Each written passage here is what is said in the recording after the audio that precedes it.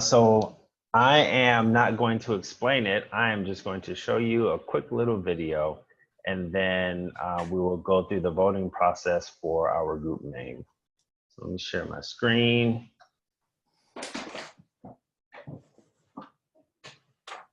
And do y'all hear the audio? Do y'all hear the audio? Can you hear it? Can y'all hear it? No.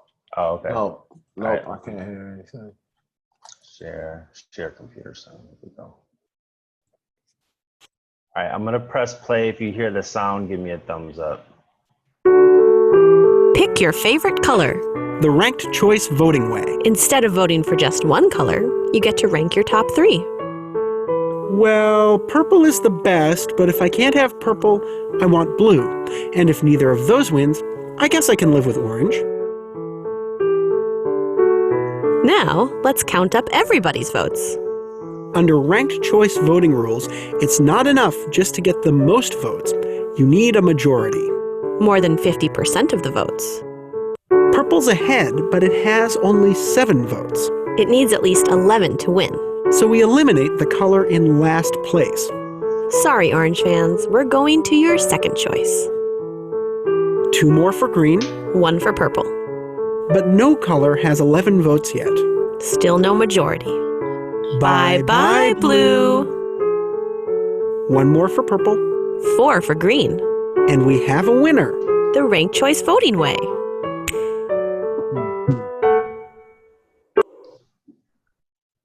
So ranked choice voting, sometimes called instant runoff voting, is a way to do elections where if no one candidate or choice gets 50% or a majority of the votes, then it goes through a second round. Whoever was in last gets eliminated, and the people that had selected that person, their second choice then gets added into the count, and it just keeps going like that until one person has majority.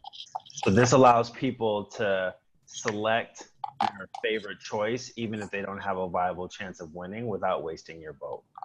So it's something that different parts of the world and country are implementing in their electoral systems to make them more democratic, so that we actually have a more representative election process. Does that make sense conceptually? Yeah. So I'm gonna review. So this is how it's gonna work. Let me share this screen again.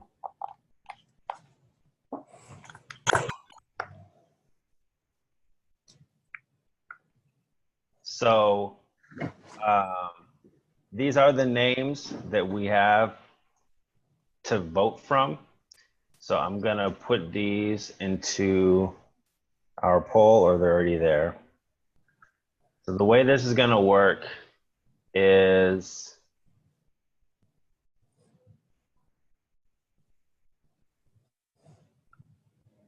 I'm gonna share this link in the chat box.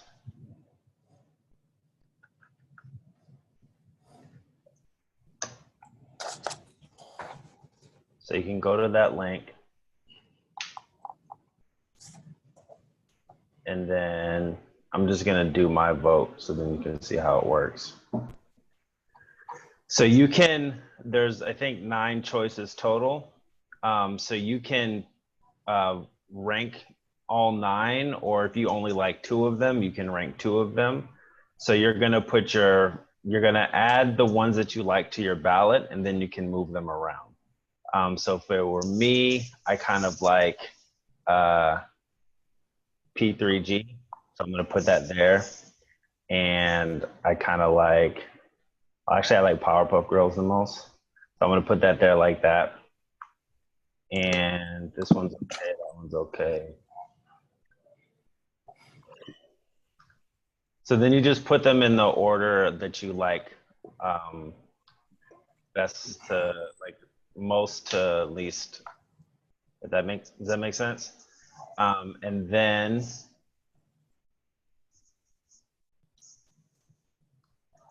So those are the 5 that I'm gonna select, and that's the order in which I like them. And then I just click vote, hit confirm, and then what it's gonna do is it's gonna do that automatic process of instant runoff. So everybody take a few minutes to do your ranked choice polling, and then when you're done, it's gonna let me know, and we can see the results from this little exercise in democracy. And let me know if you have any questions.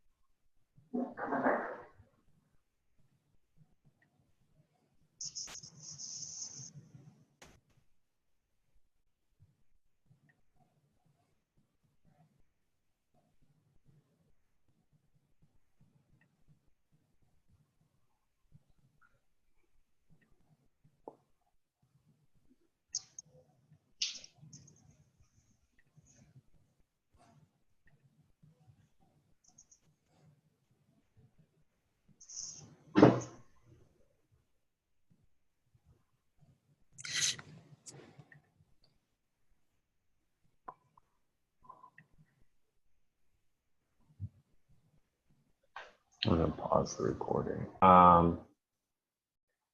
So with the rest of our time, unfortunately, OSA is not here. We're gonna, the primary purpose of today's meeting is to establish a baseline understanding of one another's experiments. So hopefully people had at least a chance to look through the prompts in the the experiment components in that shared Google Drive folder. As I said in my email, I created one for each group. If you don't know, if you don't have it handy, here is the link to the folder.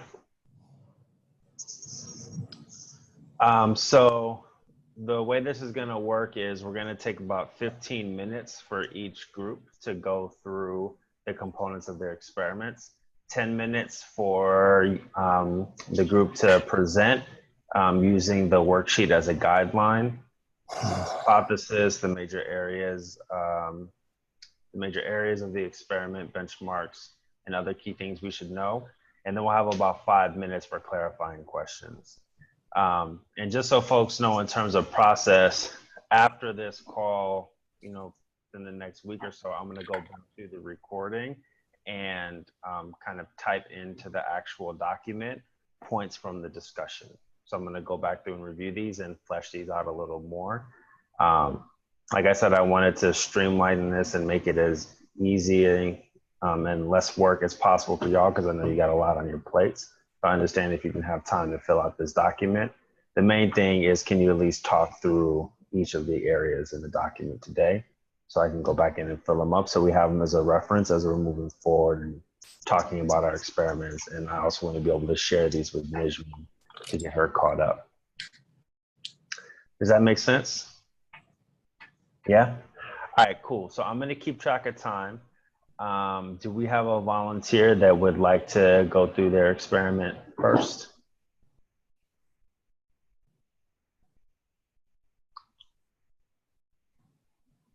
Then we will choose one through the process of 1, 2, 3, not it. 1, 2, 3, not it. Yeah, it's not it. 1, 2, 3, not it. You're it, Julieta. You went last, so you get to go first.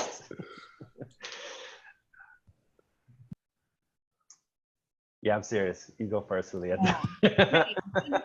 Okay. Somebody's got to do it. Great. Okay, so you'll have access to it, right? Yeah, people should have access to it. If you don't, Do I let just me go know. through and like kind of share what we have so far? Yeah, just talk us through what the experiment is. So just take us through the components. Okay, so our experiment is basically through our summer dreams, which is our summer program, to teach youth to learn about organizing and building power. We're really hoping that this will provide space for folks not only to learn about organizing, but also really start thinking of how do they build power in their side of town. And we're mainly focusing out Southwest, in the New Mexico El Paso border, or Texas border, to really build and change there. Part of our leadership is to identify and cultivate the youth. The training includes civic engagement, organizing LGBTQ issues, wellness and healing, advocacy and comms. So it's basically a 5-week program that folks need to go through. And I think the hardest part has just been like the whole recruitment and actual retainment of the youth. All of them are high schoolers and college students. Our base building, we aim to build our base through this training. And so a lot of what they're getting trained on is, like I said, advocacy and anti-racism storytelling. And it basically provides a train the trainers so that if they choose to kind of be part of our core leadership, then they can take on these trainings and train other youth at their high schools or colleges. The political strategy is really to foster the civic engagement of this youth. One, by running issue-based campaigns. For example, here in Texas, we're doing a lot of the Freedom City work against the anti-racist, the racist law that passed here in Texas. And so we hope that this youth will be able to kind of think through what could their campaign look like in their localities, but also really focusing on doing the civic engagement chunk of Get Out the Vote, as well as census for both Paso and the border side of New Mexico, mainly out of their campuses, so their high schools or colleges that they live at. The alliance building, so part of the work that we've done, and I focus mainly on the Close the Camps campaign. Since they're part of a national network, we do a lot of work there. And so the Close the Camps was focused to really uplift what has happened in many of these camps and how there has been the oppression of Native Americans, the Japanese survivors in the entrapment camps, as well as Black and brown folks in many of these camps or concentration camps that they're building. And so part of the coalition or the alliance building has been to really, for folks to, one, see the connection of where the oppression has happened and how many of these centers are to dehumanize and criminalize our youth and people of color, and for folks to actually like have those dialogues outside the immigrant circle that we usually have, to think outside of what does that mean, and how do they also continue building those relationships with folks that are not only immigrants, but that are part of the movement. And then the staff development, the trainings are done by our staff. I think our first attempt at summer dreams was last year, and this time around we've been a lot more aware of like how do we actually build up their skill set on not only facilitating but truly feeling comfortable with the curriculum that we have, and being part of like the staff as facilitators, as managers of the entire project, ensuring there's recruitment and retention, and then even our staff feeling really comfortable of being the trainers, folks that are running it. I didn't finish doing our whole benchmark chunk, but the first part is just like the retention and recruitment for Summer Dreams. We finished it this August. And now we're getting ready to launch into the civic engagement chunk of census and Get Out the Vote efforts. And Ellie and I are still working on the actual numbers. The hope is to have active participants of the campaign, and then actually to also make sure that these participants are able to recruit new leaders to kind of run the census and the GOTV. And really, we aim that from this cadre of folks, we're able to really build the leadership of at least 10 or to 15 folks that will hopefully or ideally move up the leadership ladder of United We Dream as we continue our work. But that's kind of what we have so far. Yeah, is that what you were looking for? Yeah, I guess just off the top, one question, because I know Summer of Dreams is a program that you launched the last summer. Mhm. So can you say what about what you've outlined here? Like, what's the experiment? What's the particular thing you're trying to test? So last time it was very like the first time out. I feel like after lessons learned, we were able to really see, okay, we've made a lot of changes on the curriculum, the length of it, and then the expectations for even the staff and the members being part of it. I think we're being way more intentional on ensuring that, yeah, they went to Summer of Dreams. Many of them last time kind of fell through the cracks, or just we didn't get to see them until we mobilized them. And so we're really integrating the part about like the difference between activism versus the actual organizing and mobilizing, so that people understand that it's not just like you show up for actions, but rather that you're really intentionally and strategically thinking of how to build power. And so there's been those changes of like really integrating the civic engagement chunk of it, helping them like learn about what the process is or why does it matter, but also really trying to ensure that they work through the entire, not just come to the training, but really are then implementing what they learned into their own communities.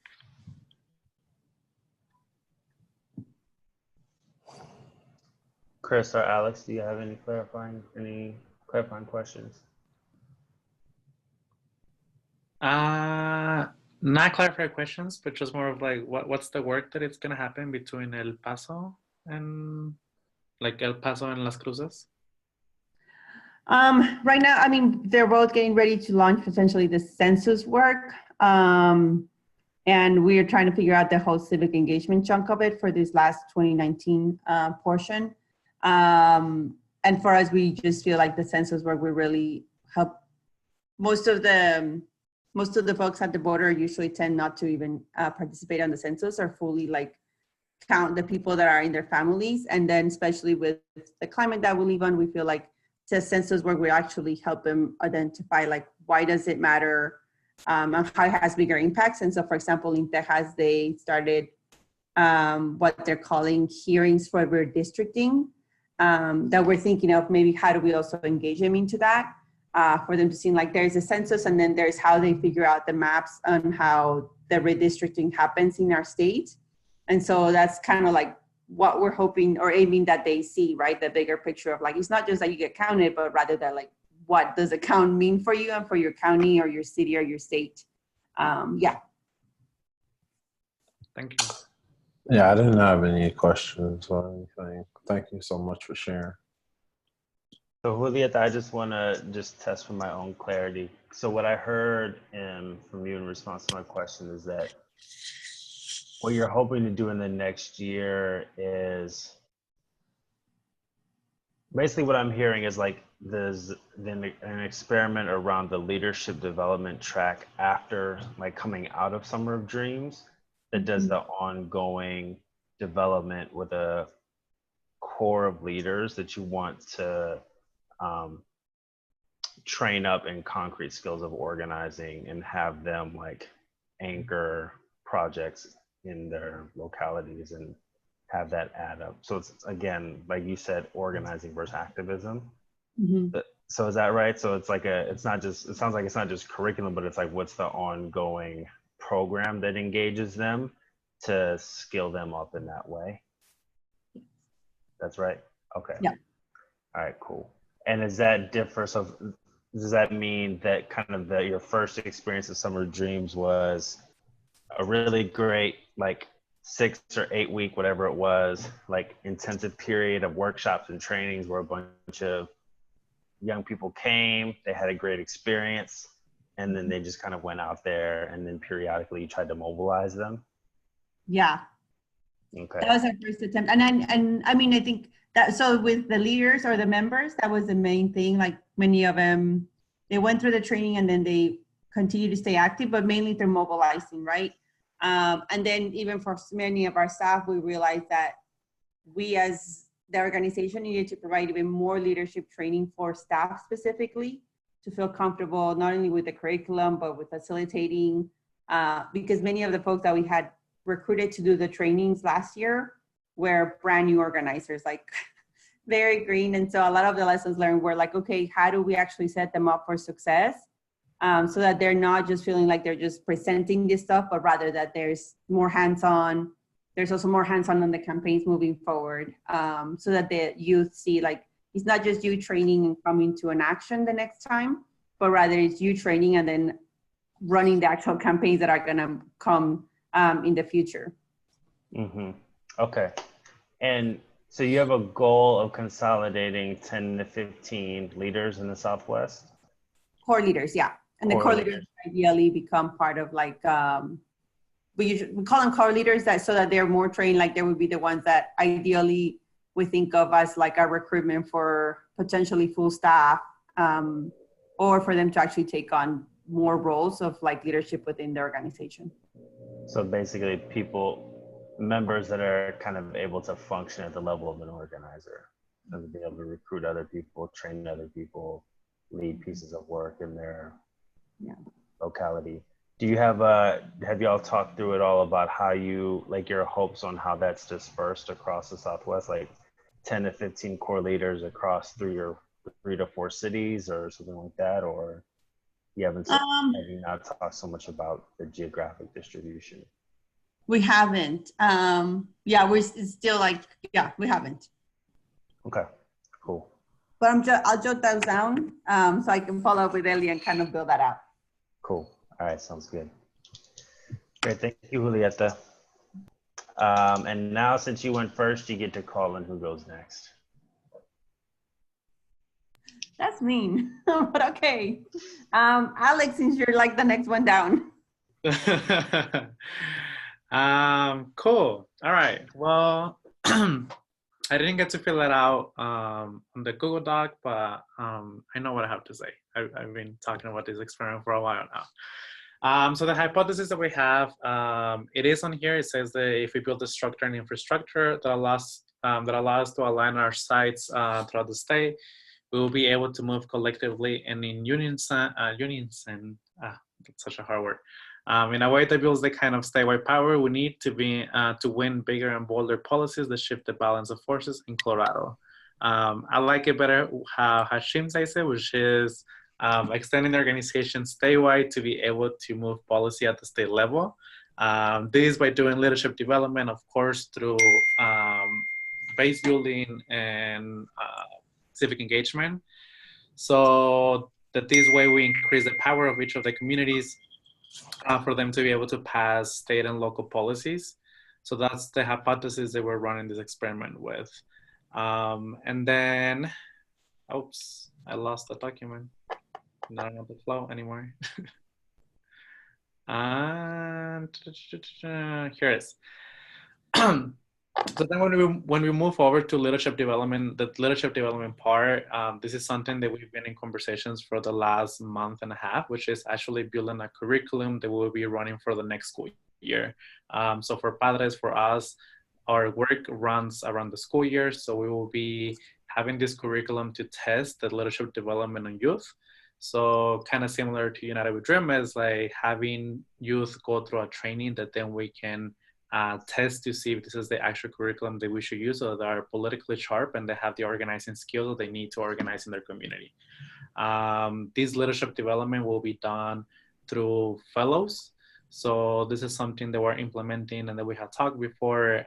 It's a model that we're taking from New Mexico Dream Team that Ellie shared with us, which is actually giving the opportunity to leaders in the community to be fellows with us, and for them to take the part of doing the leadership development with the rest of the youth and also doing the base building part. So each chapter or each side will be having 2 fellows. One of them will take the part of leadership development, which is facilitating meetings, trainings, and political education. The other one will be pretty much doing all the recruitment and building this, and us facilitating the base building skills to them. In terms of base building, each chapter should be having 10 to 15, they should be retaining 10 to 15 members for each meeting. So this means it will come up to I'm not really good at math, but we have 5 sites, 10 to 15 of them, whatever many those are. So that's how it looks in terms of base building. In terms of political strategy, we are building these chapters in cities that actually have school districts that are going through a lot in terms of school policing and school push out. So pretty much like sites, school districts that we're seeing a lot of the school to prison pipeline, we're in the school to deportation pipeline. So that's the reason why we're doing it there. The political strategy is for next year we want to run our justice reimbursement bill that will be asking to divest money from school policing and to invest that money on more mental health support. And of course, for these we need the most affected students in this school district. So that's the reason why we're building it there. In terms of alliance building, this already started, and I already started, which is meeting with teacher unions, the labor unions in different localities to make sure that we are aligning all these other people who are trying to do similar work with teachers or parents to make sure that we all start running with the same agenda and to make sure that we actually win bigger things. In terms of staff development, there is different stuff for each person in each department. Like for organizers, for us is more around how do we start merging the work that we do around civic engagement together with our issue campaigns to make sure that we start overlapping those and make sure that we are successful at running both at the same time. Just like any other nonprofit organization, like we're getting ready to run our issue campaign, but at the same time, like we have school board elections coming up here in Denver. We have the census, and then just getting ready for presidential elections next year.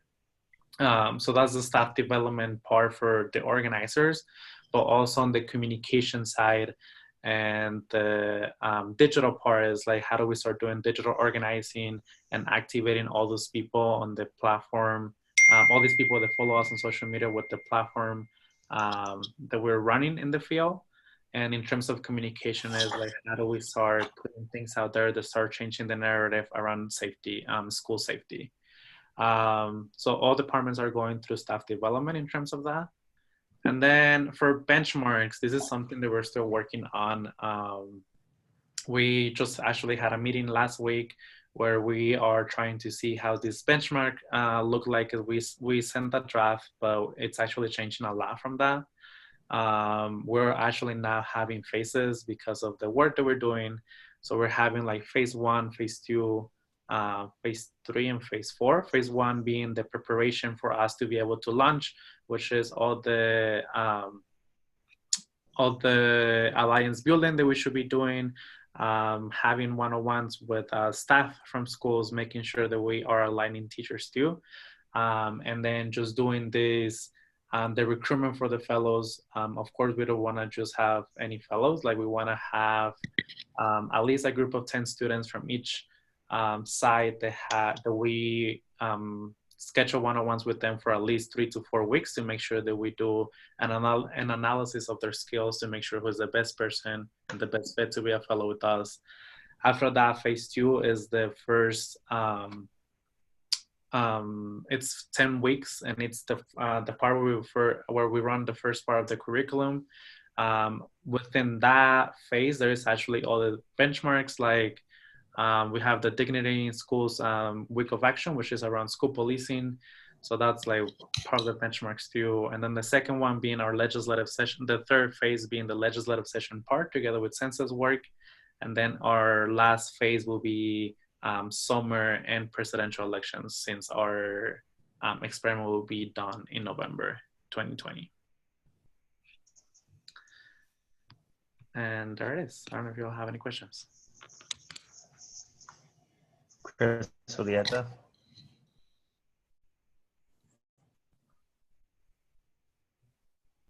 I had a couple. Can you say how, you said you're going to have 2 fellows per site across 5 sites?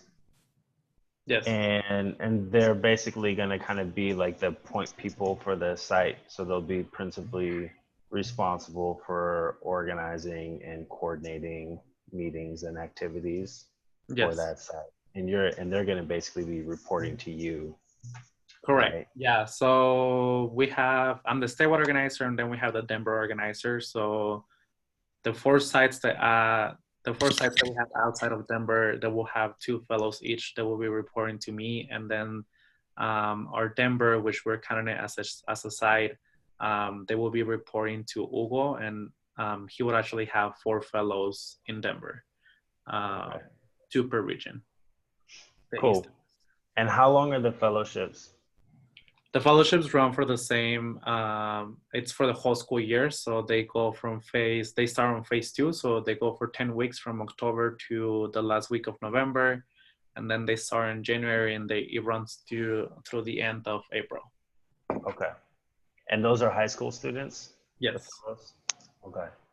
And you said, and the goal is to build out chapters that have regular participation of 10 to 15 members? Yes, correct. And they meet bi-weekly. And what will they do? Like, what will the members do to move the campaign work forward?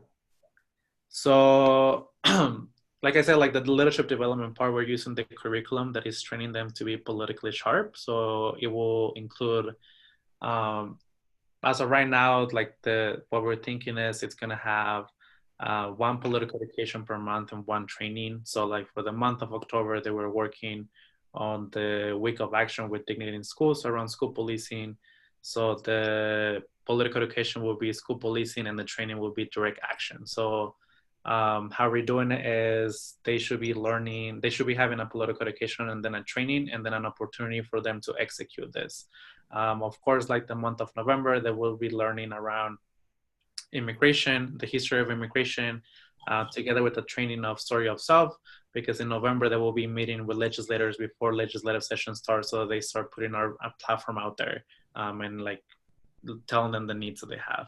So that's more of like how they will be advancing the work. It's like us providing these trainings and political education to them to be more politically sharp and have the organizing skills that they need, and then for them to be able to apply all these skills during actions or during legislative session or civic engagement where they will be executed in the field.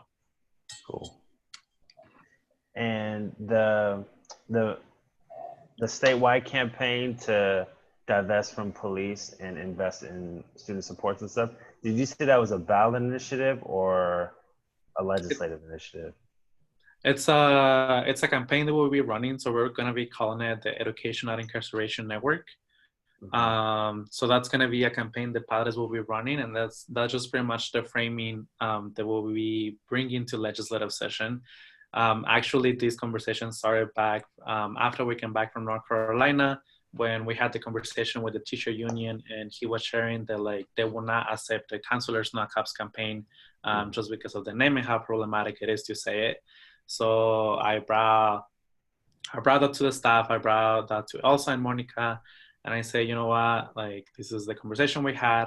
So same thing with legislators. The legislators are not willing to actually say Counselors Not Cops. Like, even though they care a lot about incarceration and they care a lot about education, they're still not brave enough to say Counselors Not Cops. So that's when I told them, I was like, you know what, let's just come up again with education, not incarceration. Let's make that our network. Same demands the Counselors Not Cops, but I know that like legislators and like teacher unions will be willing more to do it just because of the work that we're using. So that campaign is not a ballot initiative or anything like that. It's just the campaign and the framing that we want to bring awareness and also change the narrative around school safety. Is there a specific piece of legislation that you're going to be trying to sponsor in the next year or anything like that?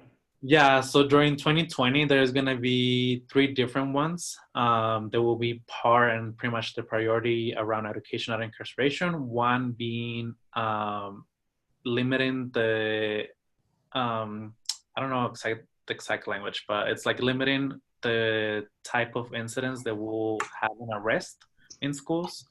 So pretty much like bringing it as low as we can so the students do not get arrested in school ground. The second one being a bill that will stop the state funding school policing, or what they call school safety, which we know that it goes into school policing So Bill will stop the state from like funding that completely, or just not funding it completely because they cannot do that because of how the law is written in Colorado, but at least not putting more money into it from now on. And then the third one being the state of Colorado creating a fund program. If a school district decides to, let's say, Denver Public Schools District decides to divest 1 million from school policing or the Department of Safety, then the state of Colorado should match that million and then make it 2 million so that they can invest that money into mental health support, counselors, college advisors, all the resources the students need. So there will be 3 different pieces of legislation that will be running.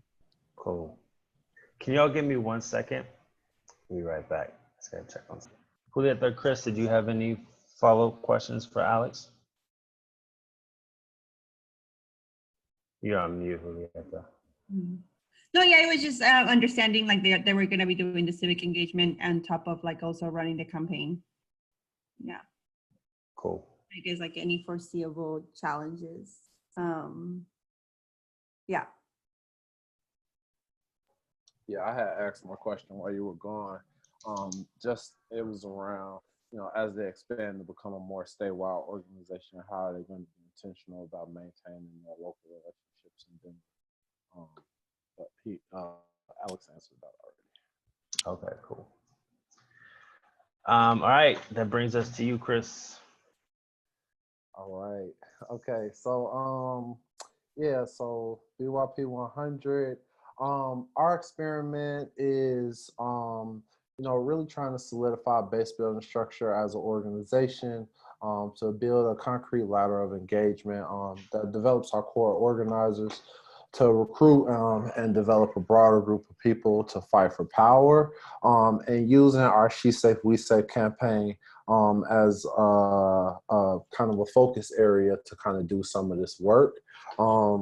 So going into the first area, which is essentially a main point of this area, of our project, is really trying to create create a ladder of like leadership development for folks coming into the organization.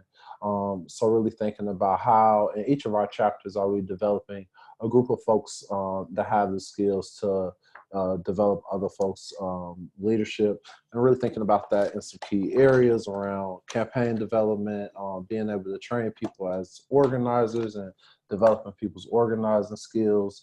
Some of those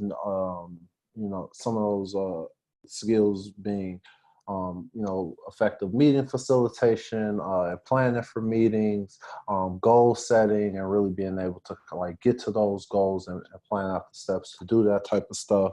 And then kind of going into the next piece, really having strong strategies around bringing in new members and retaining those folks in the organization. So thinking about over a 12 to 18 month period of time, how many folks can we bring into the organization and actually retain, and using the leadership development tool as a way to kind of see where folks are at the beginning of that process, and how much they've grown in that year to 18 month period of time. And then political strategy is using She Safe, We Safe as kind of the main focus point to impact police budgets in 5 to 8 cities in 2020, and trying to reallocate those funds to more community-based alternatives and experiments to community safety. And the other parts of this aren't really developed out, and for folks that don't know, Aaron transitioned off of the staff of BYP 100 in the last week or two, so I'm kind of adjusting to kind of being the point person on this project, and carrying it forward with our very limited capacity at this point with BYP 100. And then, some of the benchmarks were to develop a 3-tier cycle of engagement, on which we've been doing some of that work to figure out what are the different levels and really get clear about what are the different types of our base. So, you know, thinking about beyond just our general membership, what are the kind of rings of engagement outside of that? Our squad membership being one thing, but really trying to come up with strategies to even develop our larger base of folks who can't become members of the organization, and how are we moving folks through those different things. Yeah, testing the tool locally, so that leadership development tool, using that to kind of assess where people are, and starting that process somewhere in December or January, and then at the end, yeah, and somewhere in the mid of 20. Wait, all of us is 2019. Yeah, I just pulled that. That's just because I just pulled that from what had already been fleshed out. Yeah. Oh, that should say 2020, June 2020. Sorry. Yeah, and so yeah, having a solidified tool by mid 2020, and then at the end of the year, having some type of evaluation, and seeing what, you know, growth we can actually see in folks' leadership throughout the organization. Yeah, that's it. Chris, have y'all gotten any further along in terms of solidifying which are the cities you want to concentrate on in 2020? Yeah, I think we have a pretty good idea. Definitely going to be looking at some of our larger chapters. So Durham, Chicago, DC, and probably our New York chapter. And depending on how things go, with our Atlanta chapter, that might also be one of the cities, since they seem to be on track to grow. And since they're a newer chapter, it seems like a really great place to start that project, since they can start doing it at the beginning of their like inception. He says Chicago, Durham, DC, New York, and maybe Atlanta. Yep. Yep.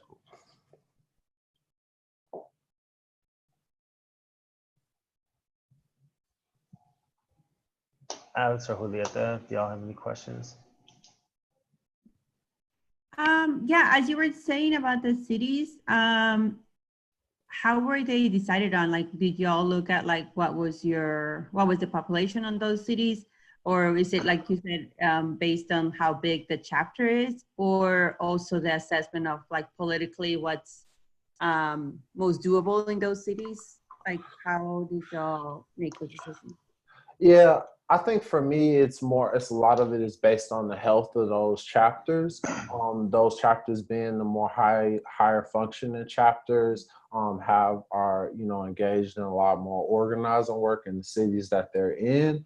So feeling like there's more opportunity and a larger like sample group of folks to kind of work with in those cities than some of our smaller chapters that may only be, you know, 10 or 15 people.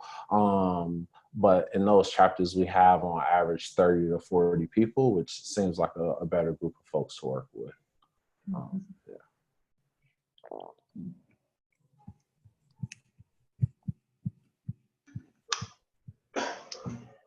Any other questions for Chris? Clarifying questions to better understand the BYP 100 experiment? Cool. Great, y'all. So I guess before we move forward, I'm just wondering if people have any overarching questions about what's been laid out in any of the 3 experiments, or any kind of thoughts or reflections, things that are coming up for people that you'd like to share before we transition to. We can actually close early today since we had, we moved through this pretty quickly. There's no need to belabor the point. So we can start moving to next steps and close, but want to offer if there's further discussion people want to engage in.